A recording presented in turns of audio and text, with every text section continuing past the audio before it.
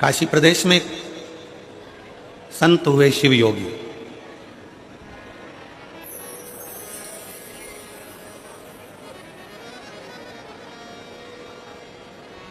जो भगवान शंकर का भस्म से श्रृंगार करते थे और भस्म का श्रृंगार कर कर उस भस्म को अपने तन पर धारण करते थे।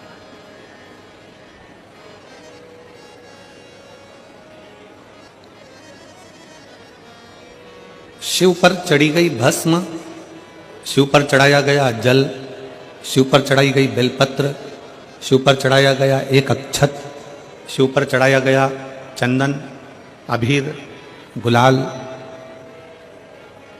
शिव पर चढ़ाया गया पंचामृत, शिव पर चढ़ाया गया गाय का दूध। ये सभी जो भी सामग्री हम भगवान शंकर को समर्पित करते हैं, केवल शिव को समर्पित नहीं करी गई है, समर्पित करने के बहाने हमारे जैसे जीवों का जो संपूर्ण संसार सागर में ना जाने कितना झूठ, कितना कपट, कितना छल, कितनी बेईमानी, कितना पाप, कितना असत्य कहीं ना कहीं मनुष्य की देह से हो जाता है, उस देह से मुक्ति का एक बिंदु है।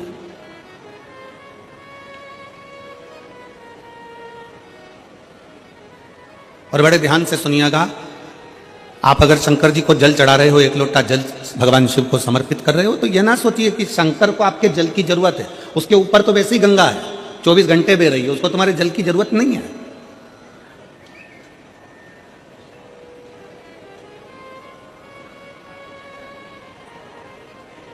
आप देवादिदेव महादेव को अगर एक लोटा जल चढ़ा रहे हो तो यह विचार ना करिए कि शंकर को तुम्हारे जल की जरूरत है।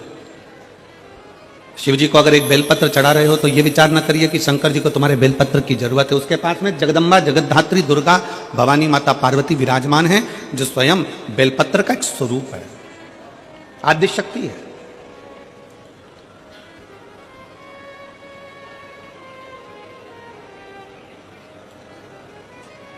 भगवान शंकर को अगर दिया लगा रहे हो तो दीपक जला रहे हो, दिया लगा रहे हो, तो ये ना सोचिए कि हम भगवान शंकर को दीप लगा रहे हैं। उसको तुम्हारे दीप की जरूरत नहीं है, उसके मस्तक पर चंदा विराजमान है, उसके मस्तक पर स्वयं चंद्रमा बैठा हुआ है। भगवान शंकर को तुमसे कुछ भी नहीं चाहिए, कुछ भी नहीं। आप अगर विचार करो कि मैं शंकर जी को जल चढ़ा रही हूं, शंकर जी को जल की जरूरत है, नहीं है। जो जल आप शंकर भगवान को चढ़ा रहे हो, शिव को तुम्हारे जल की जरूरत नहीं है। शंकर जी को जो जल चढ़ा रहे हो, वो जल की जरूरत तुमको है। जिस दिन तुम्हारा दुख का समय आएगा, तुम्हारा चढ़ाया गया एक लोटा तुम्हारे सामने आकर खड़ा होगा। जो तुमने भगवान को दिया है, जो तुमने भगवान को प्रदान किया है, जो तुमने भगवान को दिया है। एक चरित्र आता है, स्मरण में रहे आपके। एक राजा ने अपने नगर में सूचना कर दी कि मुझे नहीं मालूम कि मरने के बाद क्या होता है। एक राजा ने सूचना कर दी कि मुझे नहीं मालूम कि कब्र के अंदर होता क्या है। जब किसी व्यक्ति को दफना देते हैं, किसी व्यक्ति को भूमि की समाधि दे देते हैं, तो उसके साथ होता क्या है मुझको नहीं मालूम।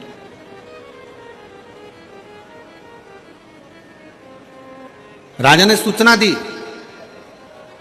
अगर मेरे राज्य का कोई व्यक्ति कब्र के अंदर सोने के बाद मुझे बता दे कि कब्र के अंदर होता क्या है, मरने के बाद होता क्या है, तो मैं उसको मुंह मांगा धन दूंगा। अब सोचने वाला विषय है कि मरे कौन बताने के लिए, जो मर गया वो आके बताए कौन।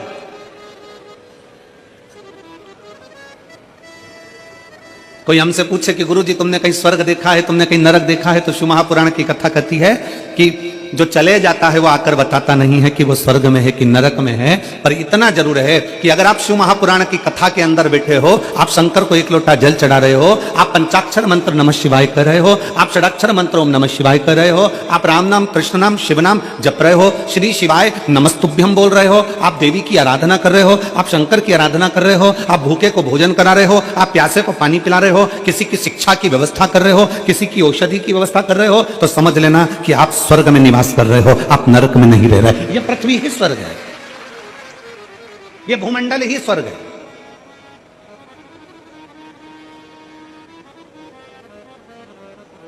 अब राजा ने सूचना कर दी कि कोई मुझे बता दे कि कब्र के अंदर होता क्या है, मरने के बाद होता क्या। कोई मुझे सूचना दे होता क्या। अब दे सूचना कोई,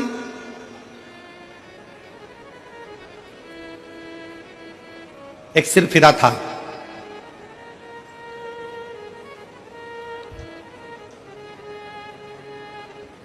बहुत कंजूस था। उसके मन में आया कि राजा ने सूचना दी है कि कब्र के अंदर होता क्या है, मरने के बाद होता क्या है, बताना है।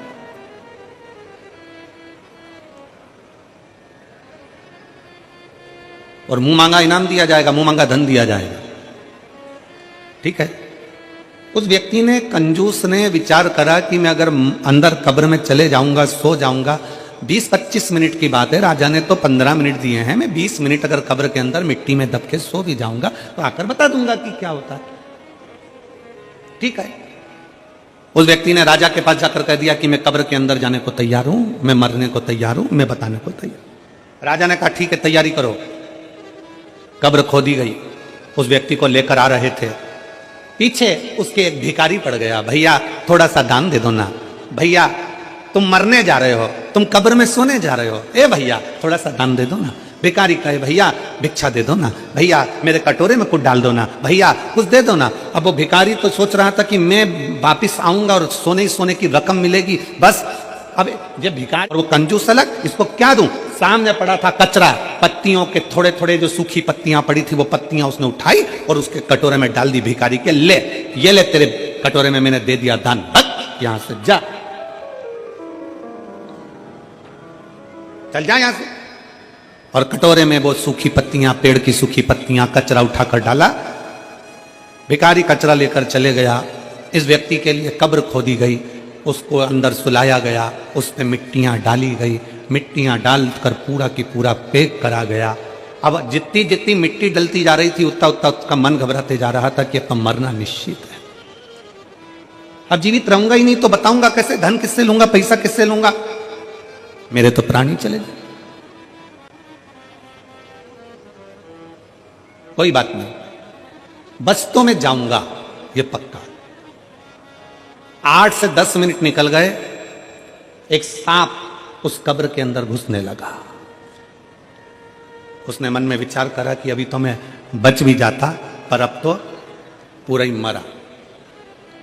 सांप कब्र के अंदर आ रहा था और ये घबरा रहा था।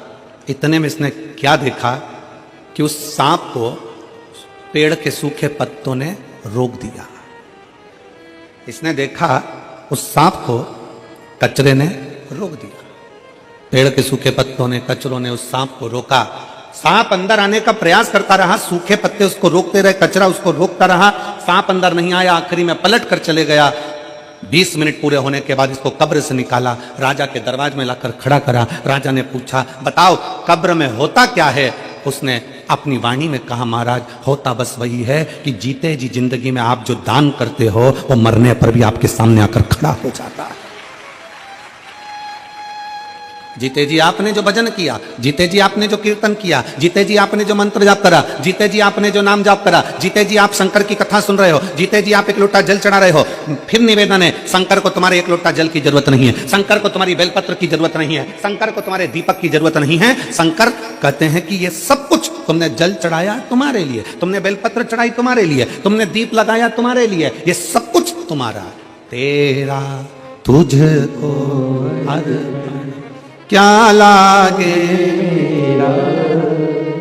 प्रभु, क्या लागे, ये मेरा कुछ भी नहीं है, जो कुछ भी है सब तुम्हारा है।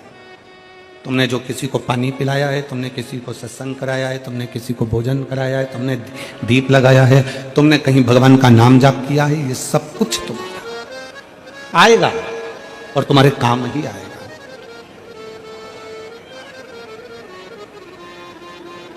एक लोटा जल सारी समस्या का हल। तुमने जो एक लोटा जल भगवान शंकर को समर्पित करा है, थोड़ा आवाज खींच रहा है, पकड़ रहा है, डीले कम करो हल्का सा, और प्लेन करने का उसको सही तरीका पर। एक लोटा जल जो तुमने भगवान शंकर को समर्पित किया है, वो एक लोटा जल किसी दूसरे के लिए नहीं किया, तुमने अपने लिए किया। शंकर भगवान के पास में जो भस्म है, शिव जी के पास में जो बेलपत्र है, शिव जी के पास में जो चंदन है, शंकर जी के पास में जो बेलपत्र है, जल है, वो शिव का चढ़ाया गया एक एक सामग्री कोई साधारण नहीं होती, उसका बल बड़ा प्रबल होता है, बहुत प्रबल।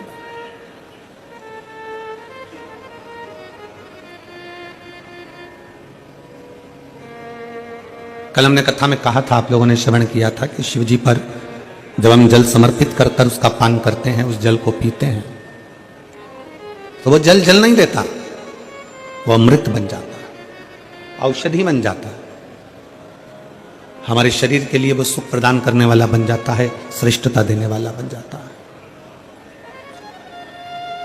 वो जल साधारण नहीं रह पाता। एक बड़ी सुंदर सी कथा आती है कि भगवान का चढ़ा हुआ सामग्री भगवान शंकर पर या माता पार्वती पर स्पर्श करी हुई सामग्री भी करोड़ों का सुख दे जाती है।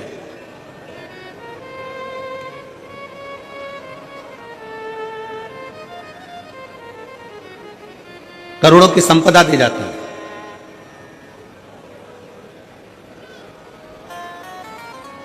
शिव योगी काशी प्रदेश में रहते हैं। काशी प्रदेश में रहते हुए शिव योगी का नियम था कि शंकर पर जो समर्पित करते हैं वो अपने तन पर धारण करते हैं। शिव को अगर भस्म चढ़ाइए तो वो भस्म अपने तन पर धारण कर लेंगे। शंकर को अगर जल चढ़ाया गया है तो उस जल का आचमन कर लेंगे। शंकर भगवान को अगर बेलपत्र चढ़ाई गई है तो वो बेलपत्र भी अपने मस्तक पर रखकर उसका स्मरण करेंगे। शिव को अगर पुष्प चढ़ाया गया है तो वो पुष्प अपने कानों में लगा लेंगे।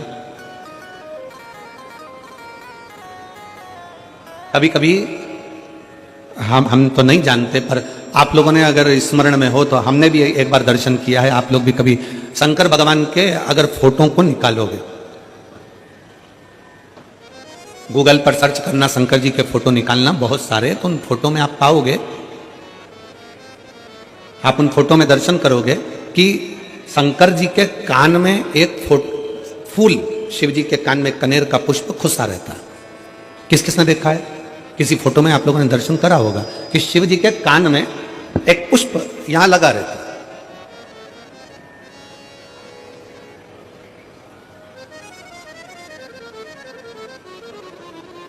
भगवान अगर श्रीनाथ जी का दर्शन करोगे, नाथ द्वारा में श्री जी बाबा का दर्शन करोगे, आपके नजदीक में रायपुर के पास में ही चंपारण है, चंपेश्वर महादेव वहां पर विराजमान है, और चंपारण में श्रीमद् वल्लभाचार्य जी की बैठक जी है।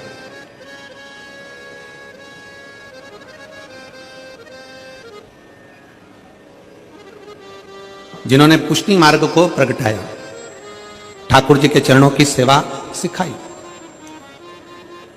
और श्रीनाथ जी का अगर दर्शन करते हो, श्री जी बाबा का अगर दर्शन करते हो, गोवर्धन नाथ जी का अगर दर्शन करते हो, तुम्हारे घर में अगर श्रीनाथ जी का कोई फोटो है, गोवर्धन नाथ जी का अगर कोई फोटो है, श्री जी बाबा का अगर कोई फोटो है, तो उस फोटो में आप दर्शन करेंगे कि श्रीनाथ जी का जो हस्त कमल ऊपर है, उस हस्त कमल पर एक पुष्प रखा हुआ है। एक पुष्प श्रीनाथ जी के हस्त कमल पर है, एक पुष्प शंकर जी के कर्ण पर है। दोनों पुष्प साधारण नहीं है। श्री जी बाबा के हस्त कमल पर जो पुष्प है वो जमुना दास जी ने दिया था। वो पुष्प मेरे गोवर्धन नाथ जी के श्रीनाथ जी के हाथ पर आज भी रखा हुआ। वो पुष्प साधारण नहीं है जो भगवान श्रीनाथ जी ने अपने हस्त पर लिया, और वो पुष्प भी साधारण नहीं है जो भगवान शंकर के कानों पर रखा हुआ है। जमुना दास जी ऐसे संत जिन्होंने ठाकुर जी के इतने प्रिय कि ठाकुर जी के लिए रोज नई नई माला तैयार करते थे, रोज नया नया श्रृंगार तैयार करते थे। भगवान गोवर्धन नाथ जी के लिए, श्रीनाथ जी के लिए रोज नया नया श्रृंगार बनाते थे। एक दिन जमुना दास जी ने एक डलिया में पुष्प देखा तो उन्होंने फूल वाले से कहा, पुष्प वाले से बोला, भैया ये फूल मुझे दे दो। जमुना दास जी, फूल की कीमत 1 रुपया है। जमुना दास जी ने कहा, ठीक है, ये फूल 1 रुपये लो और तुम मुझे दे दो।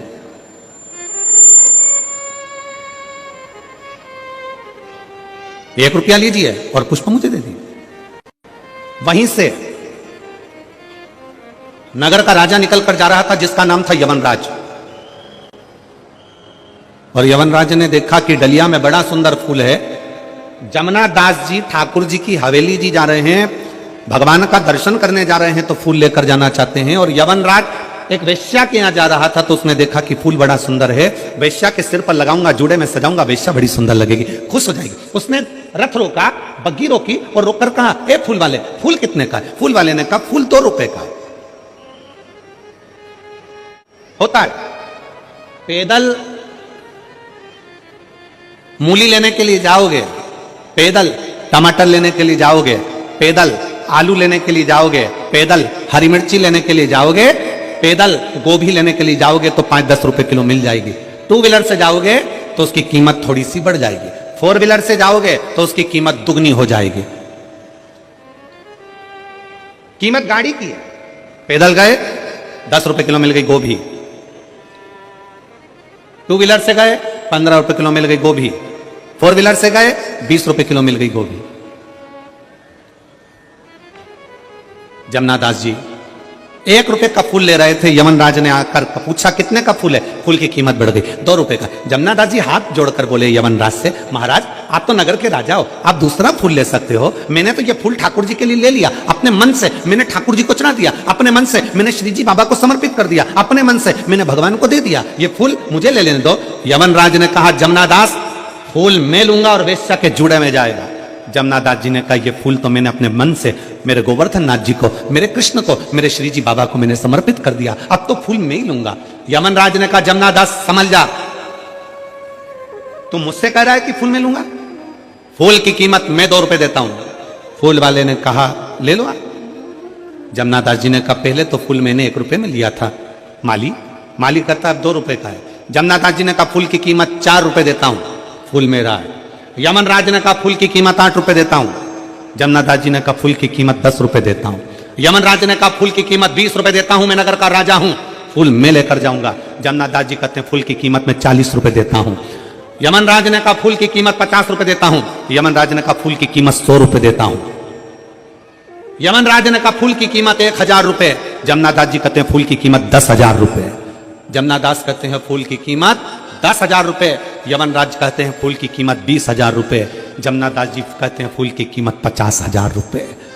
यमनराज 1 लाख रुपए फूल की कीमत बोलने वाले थे, पर यमनराज को लगा 1 लाख में तो 10 वेश्या घर पे ले आऊंगा, फूल को छोड़ो। जमनादास ने अपना मकान बेचा, अपनी जमीन बेची, 50,000 का फूल खरीदकर ठाकुर जी के चरणों में, जैसे ही कृष्ण भगवान के चरणों में पहुंचे, जैसे ही ठाकुर जी के चरणों में पहुंचे और जमनादास ने अपना फूल भगवान के चरणों में रखा, वैसे ही मेरे कृष्ण ने, मेरे गोवर्धन नाथ ने, श्री जी बाबा ने उस पुष्प को उठाकर अपने हस्त कमल पर रख लिया। आज भी जमनादास जी का फूल श्री जी बाबा के हस्त कमल पर आज भी रहता है। आज भी आपके घर में अगर फोटो हो तो उसका दर्शन करिए, फोटो ना हो तो मोबाइल पर सर्च कर दर्शन करो कि श्रीनाथ जी की मूर्ति पर, श्रीनाथ जी की फोटो में, श्रीनाथ जी के स्वरूप में आज भी श्रीनाथ जी के हस्त कमल पर एक पुष्प रखा रहता है, वो जमनादास जी का है। जमनादास जी ने कहा, ठाकुर क्या मेरा ये पुष्प आपको पसंद नहीं आया? जमनादास जी के शब्द सुनकर ठाकुर जी कहते हैं, जमनादास तेरा पुष्प तो इतना पसंद आया कि मैं इसको जिंदगी भर अपने हाथ पर रखूंगा, जिंदगी भर अपने हस्त पर रखूंगा। क्या था इस पुष्प में? इस पुष्प में कीमत नहीं है, इस पुष्प में दिल है, भाव है। वो तो जमनादास जी थे जो फूल की कीमत बढ़ा दी है। एक हम घर की मां कह देती है, सुन बेटा आज पंडित जी पूजन कराने आएंगे, आज शिवरात्रि है, माला लिया बाजार से। पति से कहा, जाओ जरा माला लिया बाजार से। पति गए माला लेने के लिए। माला कितने की है? 50 रुपए की। इससे छोटी 30 रुपए की, इससे छोटी 10 रुपए की। यही उतार कर दे दो। भगवान के लिए लेकर आए 10 रुपए की। थोड़े दिन बाद पत्नी का करवा चौथ का व्रत आ गया। पत्नी ने कहा, सुनो मेरे लिए वो सिर में बांधने का वो गजरा और जूड़ा लेकर आना। पति गया मार्केट में फूल वाले के यहाँ, ये कितने का है? 40 रुपए का। इससे अच्छा बता 50 का, इससे अच्छा बता 150 का, इससे अच्छा बता 200 का। पत्नी के लिए लेकर आया तो अच्छे से अच्छा लाया, बच्चों के लिए लाया तो अच्छे से अच्छा लाया, और परमात्मा के लिए लाया तो सस्ते से सस्ता लाया। भगवान भी समझ जाते हैं, तेरी दृष्टि में मैं हल्का हो गया, मेरी दृष्टि में तू हल्का हो गया, मेरी दृष्टि में तू।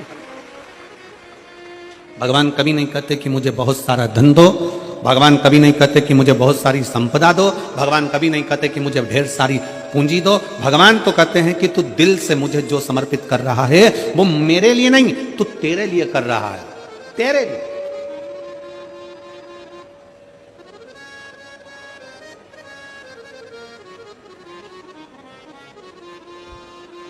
शिव योगी की कथा कर रहे हैं।